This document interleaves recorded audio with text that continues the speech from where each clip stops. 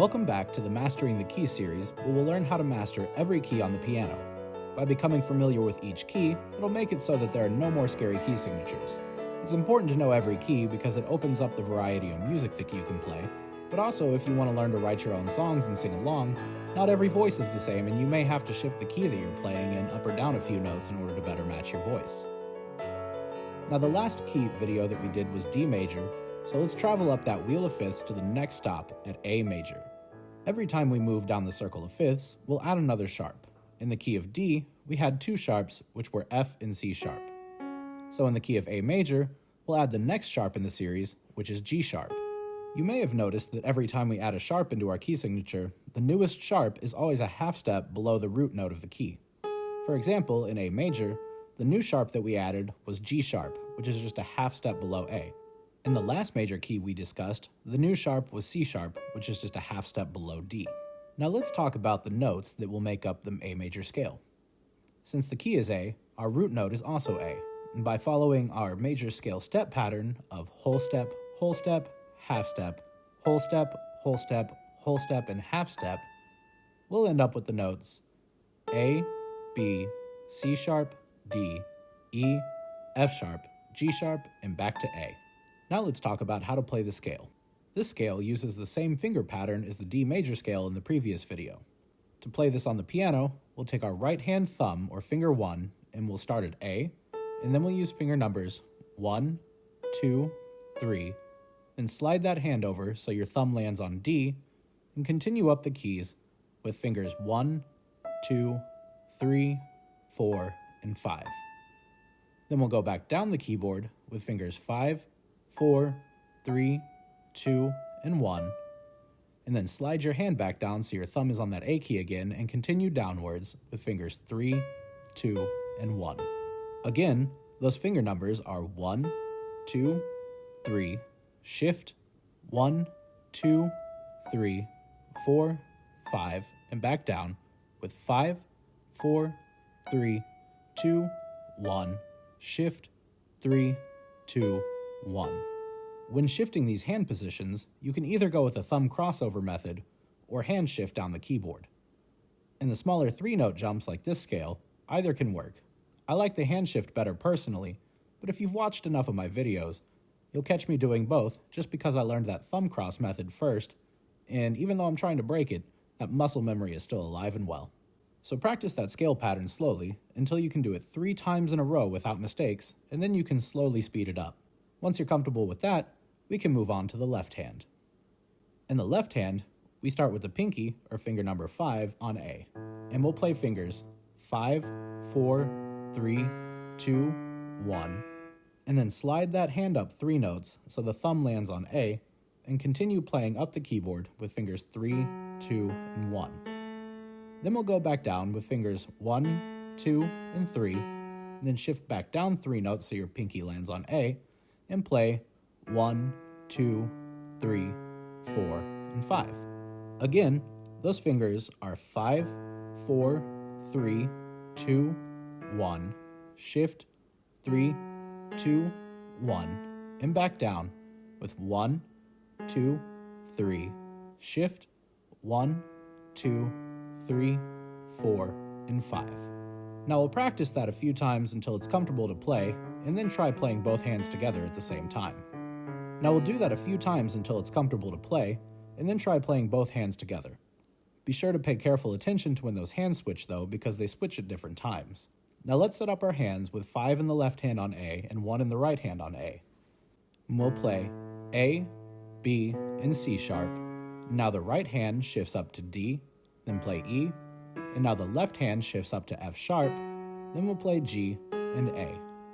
Now we'll go back down from A to G sharp, then F sharp. Now the left hand shifts down to E, then play D, and the right hand will shift down to C sharp, then B, and finally we'll land back home on A. Now let's do that again, but a little bit slower. We'll play A, B, C sharp, D, E, F sharp, G sharp, and A. Then head back down with A, G sharp, F sharp, E, D, C sharp, B, and A. Now, great work so far. Once you feel comfortable with those scales, we can go ahead and move on to the arpeggios. Arpeggios are just runs that play the root, the third, and the fifth notes of the scale, which in A major are the notes A, C sharp, and E. A major arpeggios use the same fingering as the ones from D major in the last video, just on different notes. We'll start with finger 1 on A in the right hand, finger 2 on C sharp, and finger 3 on E. So we'll play A, C sharp, and E, then we'll shift our hands to have finger 1 on the next A up, then play A, C sharp, and E, and finally use finger 5, our pinky, and we'll play that final A before coming back down with E, C sharp, and A, then shift our hands down to have 3 on E, 2 on C sharp, and 1 on A. Again, those finger numbers are 1, 2, 3, shift, 1, 2, 3, 5, 3, 2, 1, shift, 3, 2, 1. The left hand will play the same notes, but it'll use a different fingering. We use finger numbers 5, 3, 2, and 1, with finger 5 on A, 3 on C sharp, 2 on E, and 1 on A. Then we'll shift the hand up to have finger 3 on the next C sharp, then play E with 2, and finish with 1 on A. We'll then head back down the piano with 2 on E, 3 on C sharp, and then shift the hand down to have 1 on that next A below, 2 on E, 3 on C sharp, and finally land with that pinky on A. Again, those finger numbers for the left hand are 5, 3, 2, 1, shift, 3, 2, 1, 2, 3, shift, 1, 2, 3, 5. Now we can practice each hand separately and slowly until you stop making mistakes, and then we'll try putting them together like this.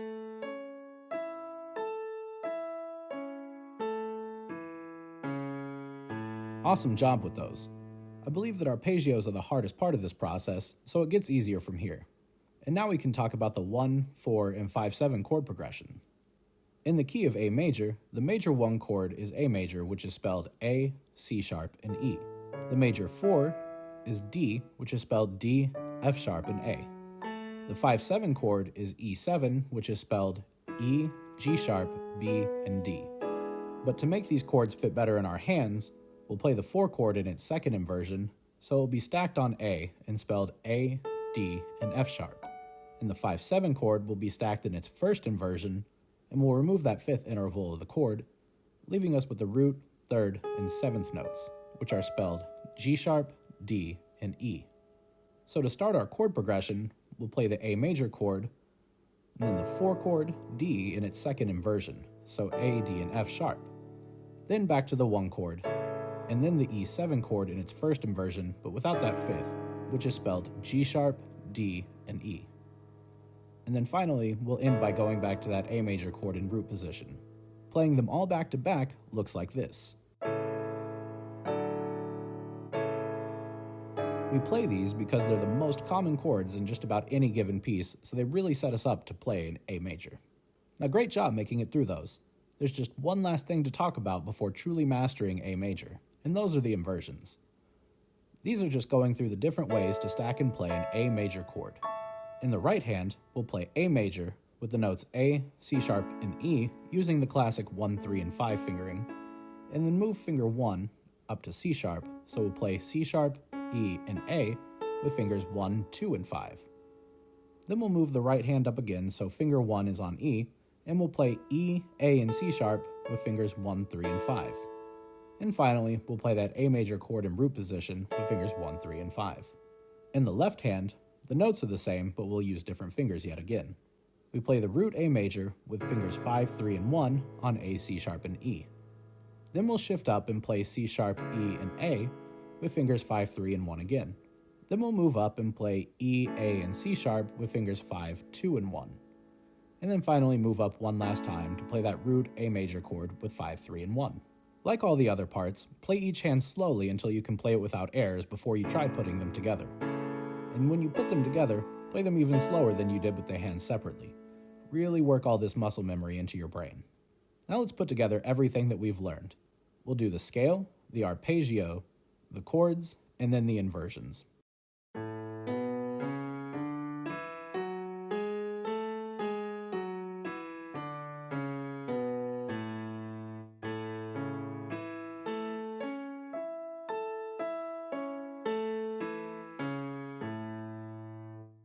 If you've made it through all of these steps, awesome job on getting up this far. Always remember that if you master something slowly, you can master it fast as well. You just have to make sure that you're going slow enough to develop that proper muscle memory in the beginning, and then you'll be able to play faster like everyone wants to. Now, congratulations on mastering the key of A major. If you found this video helpful, please help out the channel by giving the video a like and subscribe if you aren't already. If you'd like to learn about some other keys, check out the playlist linked below. And if you'd like to learn more about music theory, check out some of the videos on the channel. Thanks for watching, and stay tuned for the next video.